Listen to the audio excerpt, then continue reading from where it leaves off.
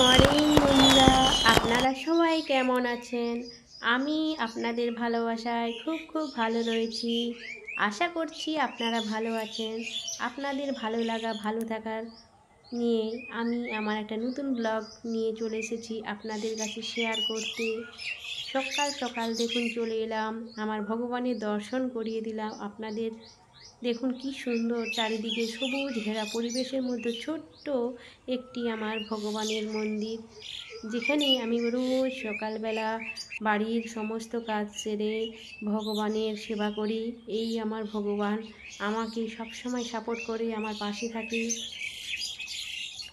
রোজ সকালবেলা আমি আগে ভগবানের সেবা করি, বাড়ির সমস্ত কাজবাজ সেরে তারপরে ঠাকুরের বাসনপত্রগুলো ট্যাপে নিয়ে গেলাম। ওখানে আমার লিকুইড রয়েছে, ওই লিকুইড দিয়ে আমি প্রত্যেক দিন পরিষ্কার করে নেই।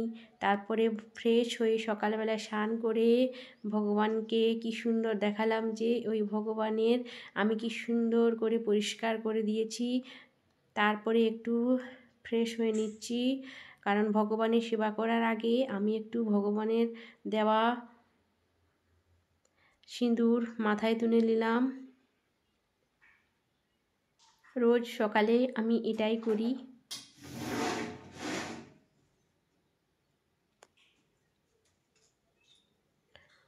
সকালবেলা স্নান করতে কত ভালো লাগে বলুন তো? আমার তো খুব ভালো লাগে, নিশ্চয়ই আপনাদেরও ভালো লাগে। সারাদিনটা সত্যি খুব ভালো লাগে এই সকালবেলা যদি স্নান করা হয়। আর কোনো দিন যদি একটু দেরি হয়ে যায়, মনে হয় কি যে অসুবিধা হচ্ছে, মনে হয় একদম কি একটা খারাপ খারাপ লাগছে। আমার ফ্রেশ ভগবানটাকে কি হয়ে করে গেলে আমার মন্দিরকে পরিষ্কার করে নিলাম। সার্ফকুড়ি দিয়ে পরিষ্কার করবো না, 2-3 দিন ছাড়া আমি এরকম বালতি করে একটু সার্ফকুড়ি নিয়ে গামছা দিয়ে ঠাকুরের গামছা দিয়ে কি সুন্দর পরিষ্কার করে নিলে চকচক করে। কারণ হচ্ছে টাইলস তো, সেই জন্য স্টাইলগুলো রাস্তার ধারে তো প্রচুর পরিমাণে ডাস্ট পড়ে, সেই জন্য একটু ক্লিন করে নিলাম। তারপরে চলুন আপনাদেরকে দেখাই যে আমি কিভাবে আমার ঠাকুরের যে বাসনপত্রগুলো রয়েছে ওইগুলো আমি কিভাবে ওই যে একটা লিকুইড রয়েছে ওই লিকুইড দিয়ে কি সুন্দর চকচকা করে নেব।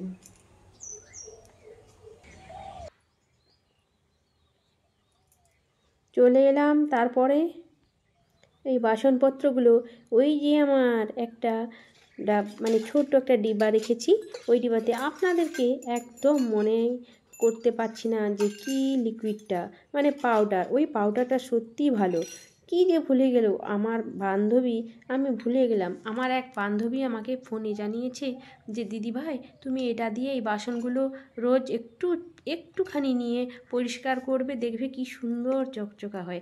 আর দেখুন ভগবানের যে বাসনগুলো সত্যি চকচকা থাকলে পরিষ্কার থাকলে কত ভালো লাগে বলুন তো ভগবানের সেবা করতে। যেমন আমরা ভাত খাই, মুড়ি খাই, যাই খাই, টিফিন খাই, যেটাই খাই না কেন, সেই বাসনপত্রগুলো কিন্তু আমরা দেখুন রোজ কিন্তু সাবান দিয়ে পাউডার দিয়ে যাদের বাড়িতে যেটাই থাকে সেটা দিয়ে আমরা পরিষ্কার করি। অপরিষ্কার কি আমরা খাই? সেরকম ভগবানেরও বাসনপত্রগুলো এইভাবে পরিষ্কার না রাখলে সত্যি মনটা খারাপ লাগে, আর ভগবান হয়তো অসন্তুষ্ট হয়। কারণ আমি এইভাবে একদিন ছাড়া ছাড়া ভগবানের সেবা করি। আমার মা দেখি আবার কি কেরাসিন তেল দিয়ে একটা সাবান আছে, ওই সাবানগুলো দিয়ে কেরাসিন তেল দিয়ে এই আপনার ওই সুতোর যে কাপড় কিছু কেটে নিয়ে দেখি মায়ের ঘরে যখন যাই, মা কি সুন্দর চকচক করে বাসন মেজে নেয় জানেন।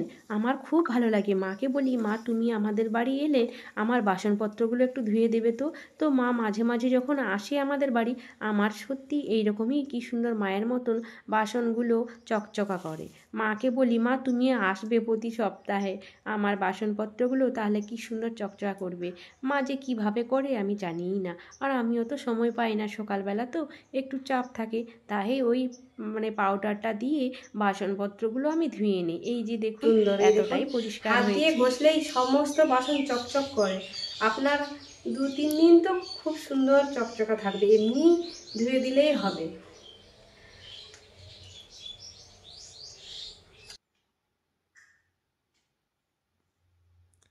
তারপরে দেখলাম যে এখানে আমার অনেক দেরি হচ্ছে, সেই জন্য ভাবলাম বাড়িতে তো লেবু রয়েছে, তো লেবুর একটু শরবত খেয়ে নিই, তাহলে সকালবেলাটা একটু শরবত বা কিছু একটা চা বিস্কুট খেলে তাহলে কোনো আর অসুবিধা হয় না। জানেন সকাল সকাল প্রচুর খিদে মানে খিদে লাগে, সেই জন্য একটু শরবত খেয়ে নিলে তাহলে তাড়াতাড়ি পুজোটাও হয়ে যাবে আর সব কিছু কাজ হয়ে যাবে। আপনারা আমার পুরো ভিডিওটা দেখবেন প্লিজ। যদি কোথাও ভালো লেগে থাকে আপনারা প্লিজ কমেন্টের মাধ্যমে জানাবেন আমার ভিডিওটা আপনাদের কাছে কেমন লেগেছে। এই যে ভগবানের সমস্ত ফুল টুল নিয়ে চলে এলাম ভগবানের কাছে।